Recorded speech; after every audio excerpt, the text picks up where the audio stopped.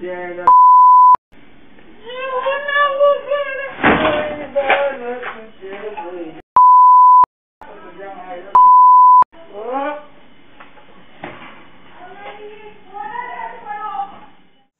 मी व्यंकटेश नरसिंगे. तुम्ही पाहत आहात महाराष्ट्र जीवन न्यूज. लातूर शहरामध्ये काही दिवसांपूर्वी एक घटना घडली होती.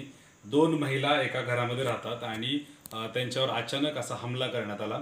आता तो हमला नेमका चोरीच्या उद्देशाने होते का जीवे मारण्याच्या उद्देशाने होता, हा एक मोठा प्रश्न आहे. ही सगळी घटना कॅमेऱ्यामध्ये, सीसीटीव्ही कॅमेऱ्यामध्ये कैद झालेली आहे आणि या संदर्भात हा व्हिडिओ आपल्यापर्यंत आल्यानंतर आपण त्या संदर्भात अधिकची माहिती घेण्यासाठी राजे शिवाजी नगर या परिसरामध्ये आपण आलेलो आहोत, जे बिडवे इंजिनिअरिंग कॉलेजच्या अपोजिटचा हा एरिया आहे. आणि आपण इथं ज्या मॅडम आहेत ज्यांच्या घरावर तो हमला झाला त्या आपल्यासोबत इथं मॅडम आहेत. मॅडम नमस्ते. नमस्ते. काय सांगाल, काय नेमकी घटना होती? काय नाही, रात्री 11:30 वाजताच्या सुमारास माझ्या दारावरती म्हणजे लाताबुक्क्याने मारहाण चालू झाली आणि मग मी आणि माझी मम्मी झोपलो होतो आणि आम्ही अचानक उठल्यानंतर मी बघितले की बाहेरून त्या मुलांनी खिडकी काढलेली होती आणि तो खिडकीला कान लावून ऐकत होता आणि त्यांनी मला बघून पूर्ण खिडकी ओपन केली आणि त्यांनी त्याच्या हातामध्ये काहीतरी हत्यार होता. मी घराच्या आतमध्ये होते त्याच्यामुळे मला नाही माहिती त्याच्या हातामध्ये काय हत्यार होता आणि त्यांनी जोरात खिडकीवरती तो हत्याराने तो वार करायला लागला आणि तो मला पाहिला आणि तो मला पाहिल्यानंतर मला शिवीगाळ करायला लागला की तू बाहेर ये आणि तो अश्लील भाषेमध्ये मला शिवीगाळ करायला लागला. आणि मग त्यांनी मला बघितल्यानंतर तो दाराकडे गेला आणि जोरात तो दारावरती लाथ घालायला लागला आणि शिवीगाळ करायला लागला आणि मग मी आणि माझी मम्मी आरडाओरडा करायला लागलो. त्यानंतर माझ्या गल्लीतले लोक जमा झाले आणि गल्लीतले लोक जमा झाल्यानंतर तो इथून पळून गेला आणि तो इथून निघून गेल्याच्या नंतर माझ्या गल्लीमधले जे लोक जमा झालेले होते ते मला म्हणले की ताई तुम्ही बाहेर या आता, आणि तो व्यक्ती गेलाय. आणि मग मी जेव्हा दार काढून बाहेर गेले मग मी माझ्या शेजारी लोकांना विचारले की कोण होतं, की ते म्हणले की ताई तो जाताना चालत गेला आणि त्याच्या हातामध्ये खूप मोठा हत्यार होता. मी म्हणलं तुम्ही त्याला का नाही पकडलं? नाही ताई बोलले की त्याच्या हातामध्ये हत्यार होता आणि आम्हाला भीती वाटत होते की त्याची जी सीन होता त्याच्या वागणुकीचा त्याच्यामुळं माझ्या एरियामधल्या लोकांमध्ये भीती निर्माण झालेली आहे. मी आज इथे खूप दिवसापासून राहते. आमच्या एरियामध्ये अशी कधीही घटना झालेली नाही. ओके, मग या संदर्भामध्ये तुम्ही पोलिसांकडे वगैरे गेलात का? हो, मी तक्रार नोंदवायला गेली पण मला जशी तक्रार द्यायची होती तशी त्यांनी तक्रार घेतली नाही. बर, मग आता त्याच्यावर काय दाखल झाले का? म्हणजे FIR वगैरे दाखल झालाय का? काय दाखल नाही, त्यांनी FIR नाही घेतली, त्यांनी NC दाखल करून घेतलेली आहे. बर, मग या संदर्भामध्ये तुमच्या म्हणण्याप्रमाणे जर FIR घेतली नाही तर तुम्ही SP ऑफिसला वगैरे गेलो होतो का?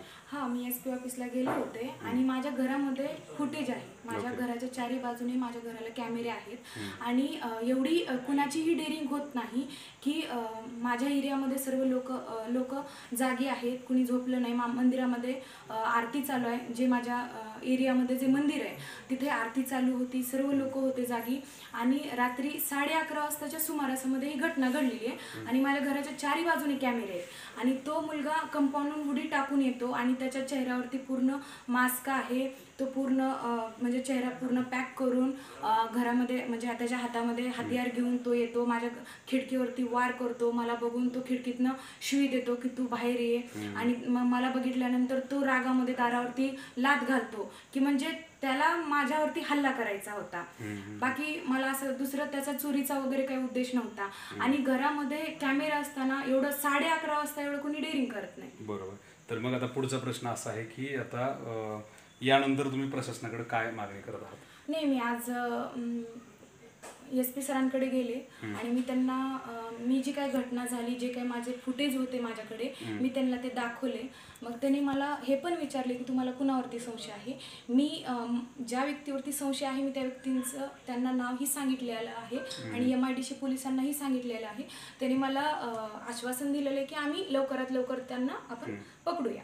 ठीक आहे. जर पोलिसांनी याच्यामध्ये सहकार्य नाही केलं तर पुढचं तुमचे काय स्टेप असेल? तर मी उपोषणाला बसणार आहे की लातूरमध्ये महिला सुरक्षित नाहीत, मला असं म्हणायचं आहे. आणि रात्री 11:30 वाजताच्या सुमारासामध्ये अशा जर घटना घडत असतील तर मला असं वाटतं की महिला इथे सुरक्षित नाहीत. ठीक आहे. तर आपण मॅडमकडून समजून घेण्याचा प्रयत्न केला की त्या दिवशी नेमकं काय झालं होतं. आता ही घटना साधारण 28 तारखेला घडलेली आहे आणि आज 2-3 दिवस उलटून गेले, तरी पण पोलिसांनी म्हणावं तसं या घटनेवर काही ॲक्शन घेतलेलं नाही असंच आपल्याला प्राथमिक तर दिसून येते.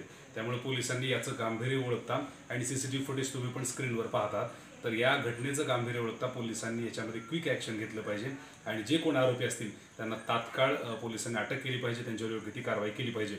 आणि जर अशा पद्धतीनं कारवाई झाली नाही तर आम्ही येणाऱ्या काळामध्ये उपोषणाला बसू असा सुद्धा इशारा त्यांनी या ठिकाणी आपल्याला दिलेला आहे.